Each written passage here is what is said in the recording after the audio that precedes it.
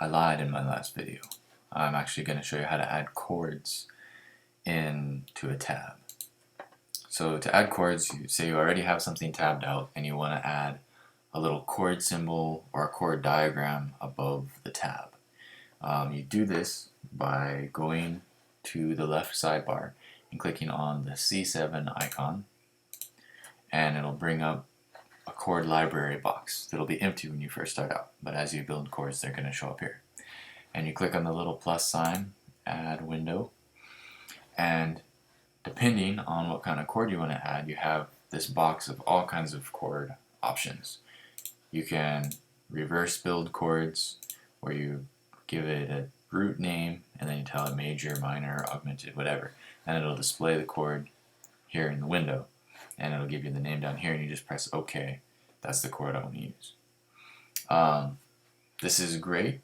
You can use it for a lot of different things, but I don't use it too much because a lot of times the fingerings are kind of funky sometimes, and I want to use a different fingering that I'm maybe more familiar with. Like, see, I punch in right here, the D major. It shows D major as just the bottom three strings, and it does that because right now I've got it set, the tuning is set for a high G, and the high G means that this, if we were to play a normal D and add this A note up here, with a high G it's going to be above this D, so the D is still the lowest note, and the lowest note for the root position of a chord is always going to be the name of the note, is always going to be the lowest note. So when it gives me that example, it's only giving me these top three. But say I want to add in my own custom fingering, all you do is you just click on the diagram and it'll give you whatever you punch in, it'll show up in the diagram, and it'll give you suggestions of what chords that the computer thinks it could be.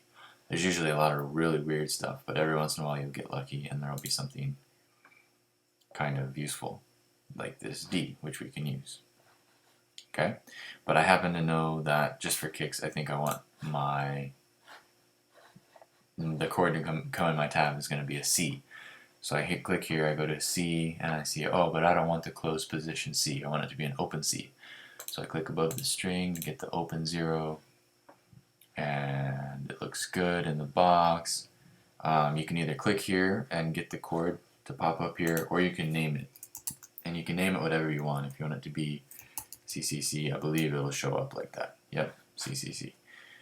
But we'll just make a normal C one, just for kicks. So normal C, OK. And now you have this chord, it pops up in the library. It does not automatically add above the note you have highlighted, which is good and bad at the same time. I kind of wish you could have that option in the preferences, but oh well. So you click on the note you want the chord to go over, and you just click on it in the library. It will show up above the tab, and it will show up as highlighted when you have that note selected.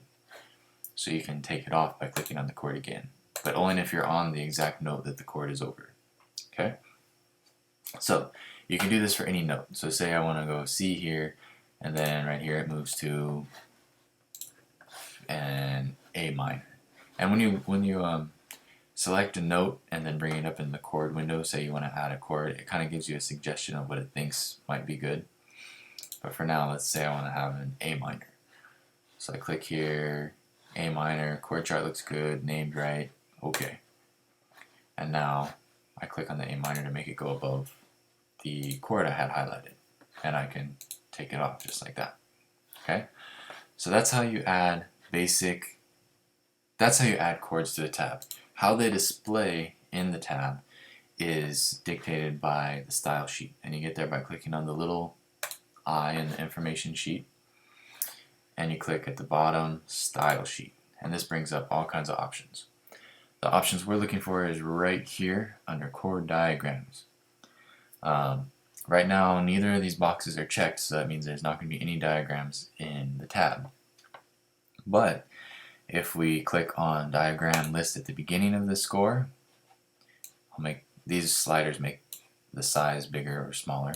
I'll bring them up so they're a little easier to see. You click diagram list at the beginning of the score, OK, OK. It's going to bring the chords up so they show up at the very beginning of the tab. This is cool. This is like what I kind of learned all my tabs from. I grew up playing Dominator's tabs, and all of his tabs always had these chords up top. So it's kind of a throwback thing, and I think it's kind of cool that you can put the chords up at the very top. The other option, which I think is like really cool, is you can put them in the score where they're actually, the chords are above the tab, not necessarily by the title. They're above every line. If I was to make another line down here, they'd sit right in the middle.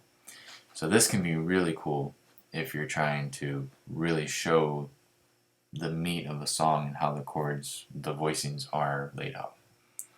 So that's how you change the look of the chords. You can put both in at the same time. If you go to the style sheet, you can make the size different.